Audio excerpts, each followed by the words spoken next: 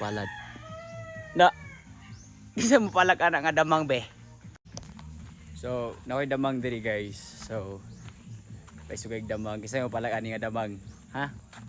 Kita niyo pinakakusgan yung damang diha. Usa ka pitik ra sa damang patay na. Pakita na sa mong damang nga. Dako kay kung binuhi nga damang. Tara akong damang guys oh. Tara guys. Kasi gusto ko lang na oh. Puro sa katudlo oh. Okay na.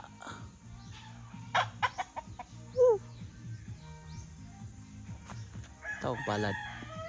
Na isa mo pala ka nga damang be. Ito pa si Spider-Man yung kanon, kwaon. Hilo to ani. Sa kapitik ra to. Muto siya kong damang guys. Ako rin siyang ibuhi diha dapita kay maluim ko sa kay maluim man ko. Kasi freedom ba. Nakapalanga akong damang. Ano yung makasarang ato babe?